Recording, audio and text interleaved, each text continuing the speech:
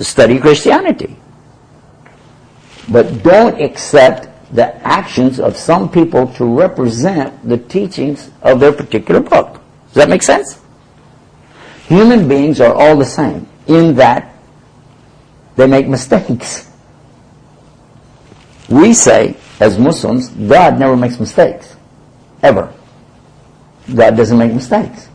So if He is telling us something, and we're sure that He said it, or He's teaching it to us, there's no mistake in it.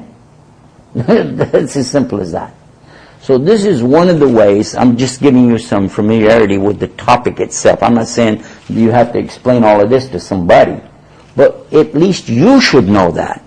You yourself should know that Islam does not permit us to do any acts of zulm, oppression, aggression, or even, you can't even go up and slap somebody, can you? No, we can't even do that. That's forbidden in Islam. Unless what? Unless somebody has slapped you, you're allowed to go back and get just your rights only. But if you exceed it even a little bit, you're in trouble. Isn't that true? Yeah. So it's better to do what? And they have it in Christianity as well. It's better to forgive. Let it go. And on the day of judgment, you'll get yours. It'll be fair. True? And this is what we know. Let's talk about suicide bombers. That's another subject that comes up a lot. People ask you about suicide bombers. How do you deal with this subject? The minute they use the word suicide, it's very easy for you to answer the question, isn't it? Is suicide permitted in Islam? No. If anybody kills themselves, they die as a what? Not believer. Is it? If anybody takes their own life, use the word suicide, you just canceled it out. It's not a subject for us anymore. The same is true in Christianity. Whoever kills themselves is a disbeliever. They go to hell forever. Now, what about the one who will plant a bomb in a car and then he runs away and the bomb goes off and kills other people around there? If a single innocent person dies, and I'm going to assume they're all innocent until proven guilty, so anybody that dies as a result of that, this is what? And it's in chapter 5 of the Quran, isn't it? Doesn't it say in the Quran, whoever takes one innocent life, it's as though they killed what? All of humanity. But whoever saves innocent life, it's as though they did what? Saved all of humanity. So again, it's very clear. Islam is not only saying it's not right, it's against it and saying basically that's like the worst thing you could possibly do. Now we have commandments throughout the Quran forbidding us to take the innocent life. We even have it talking about one of the customs they had at the time of the Prophet ﷺ. If they had a girl born to their family, they were chauvinists, they considered it a major aib or shame, and they would take this girl, baby girl, out to the desert and bury her alive, right? But in the Quran, in Juz'ama, we find that the girl who's been buried alive is asking on the day of judgment, for what sin was I killed? Why was I put to death? For what? And she will get her rights on that day. So for sure, we know this is not a part of Islam. There's the teaching right there. Now, immediately though, you'll have some who will come and say, yeah, but what about those people, they did this, they did that. I said, okay, now look, that's what we said, we're not going into politics. This is not a subject where we're going to justify what people do or how they do it. This is not the topic. But if somebody is taking innocent lives, or even their own life, this isn't what Islam is teaching. So you cannot go to the Quran and take something out of context and try to justify and say this is why we do what we do. And the ones who are not Muslim also cannot go to the Quran and say that this is how Muslims justify their aggression or their terrorism or whatever. In fact, and I'm going to wrap up this segment with this statement, just take a minute to explain. Some people, again trying to attack Islam, will say, oh, it says in your book to kill all the Jews and Christians. And you go, what? How many of you memorize the Quran? How many Hufaz of the Quran? One? Any others? Two? Anybody else? Okay. By the way, Christians can't even memorize their book in the original language because they don't even know what it was in the original language. So we have the entire Quran. In every city I visit, many have memorized the Quran. It's always the same thing. So there's no doubt. There's no doubt it doesn't say anywhere in Quran to go kill all the Jews and Christians. That's a lie. You know it's a lie, and I know it's a lie. And what they quote actually is part of a verse, and then they add something to it. Look at this. Take the first few words of a verse and then add their own words afterwards. And the verse is 191 in Surah Baqarah. And it goes like this in the English translation. And kill them wherever you find them, ... and this is all the Jews and Christians. And of course the ... is where they stop. And kill them wherever you find them. Now what does it actually say in Arabic?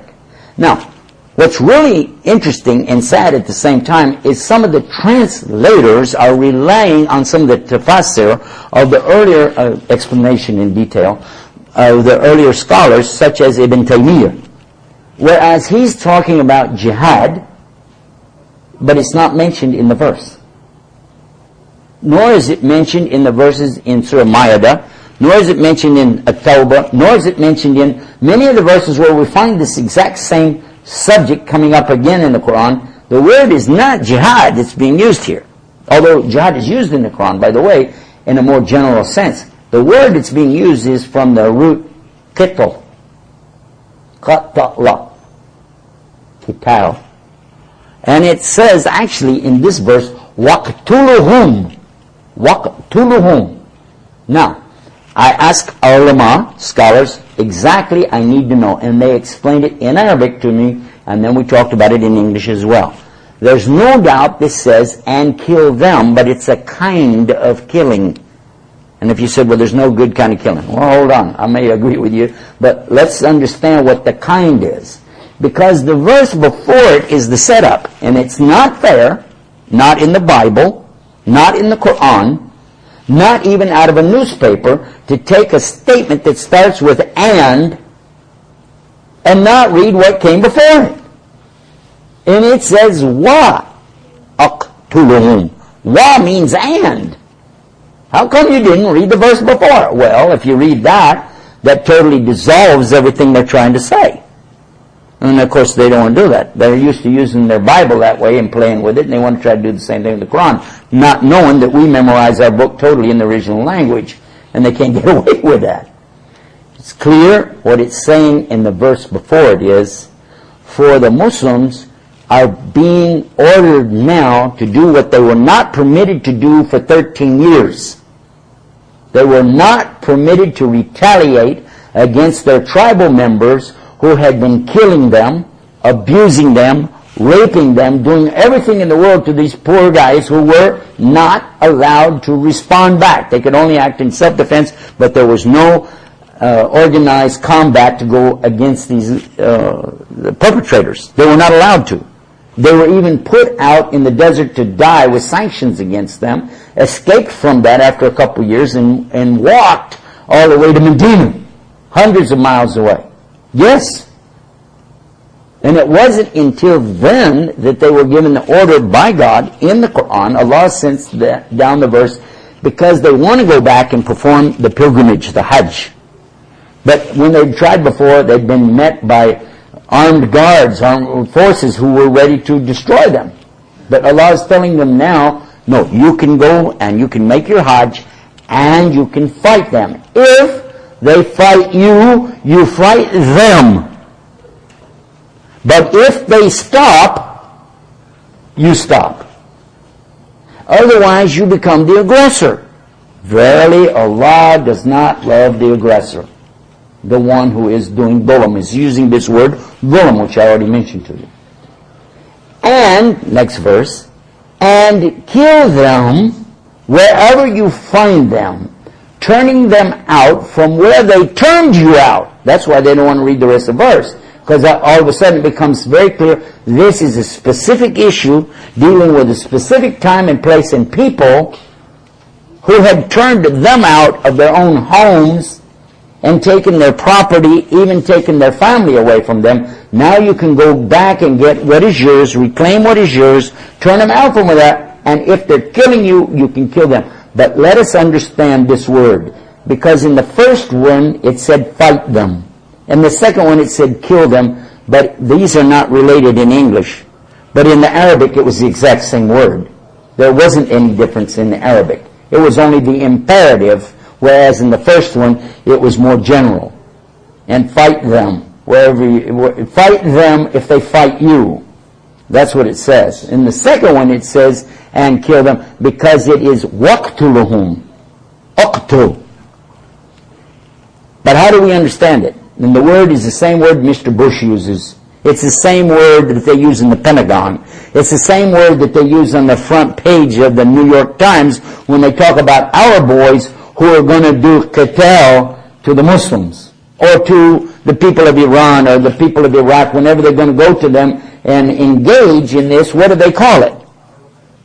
Do they call it fighting? No, they call it combat. Yes? It's combat. They get, like a guy who gets extra combat pay. That's what they call it, combat. And combat is the word best suited in English language for this instance. Because watch, combat them where they combat you. Turn them out from where they turn you out. Because this is mortal combat, meaning people can die. So we need the compound word in English to understand it. When it says waqtuluhum, then kill them in mortal combat because they're killing you. If it gets to that level, it's not just about, sword fighting here, playing around, target practice, it's serious stuff. But again, you would have the same, and it says you have to stop if they stop.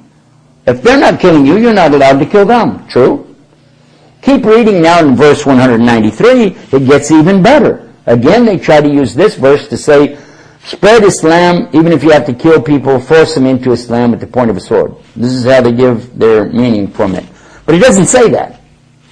Actually, the closest to English you can get from this verse is to say that Allah is telling them here to continue fighting them. Don't stop fighting them. Because, and he uses the word qital again, qital, this combat, until the way for Islam is made open for the people. Doesn't mean that they all have to accept Islam. It's not what it says. But Islam is open. Because, and look what Allah gives you the reason why. Because this is still better than the alternative. What is the alternative? Because there was fitna everywhere. That's the word Allah used, was fitna. What is fitna? Now, I did this because I want to show the non-Muslim or anybody studying the Quran for the first time how powerful these words are. What is fitna? They try to translate sometimes as test. You know that? Or trial, test.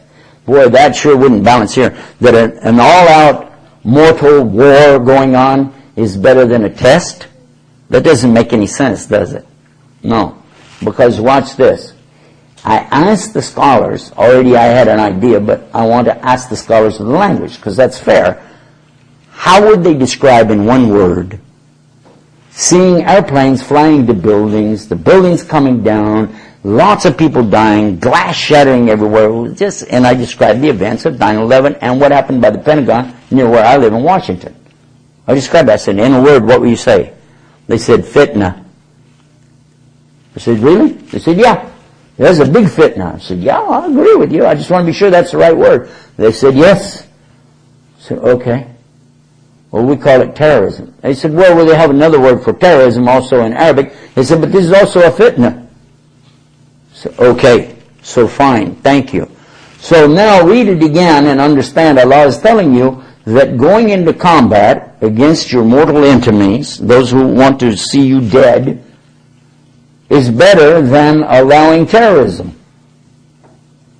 So here we have, actually in verse 193, the first declaration, 1400 years ago, of the war on terrorism.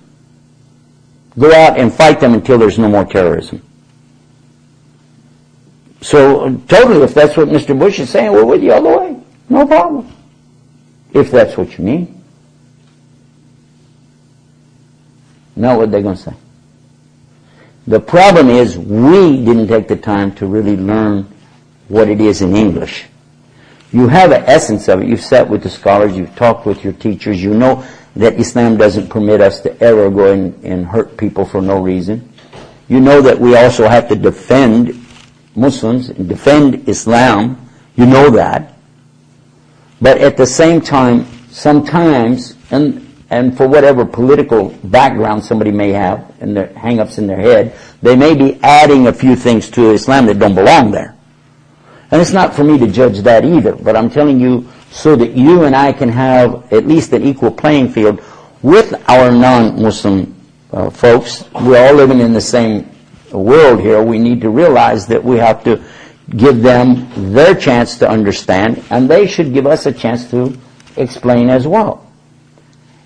But as I already mentioned, in reference to them coming into our countries, Muslim countries that is, we'd have to wonder, what is your motivator?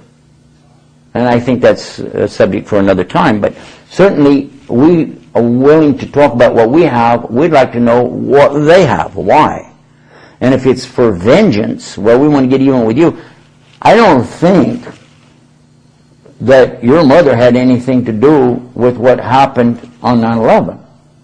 So why is it okay for her to die all of a sudden? Just because she's Muslim, or just because she lives in Afghanistan, or just because she lives in Iraq, all of a sudden she becomes legal prey for, no. So we have to realize that this is a two-way street.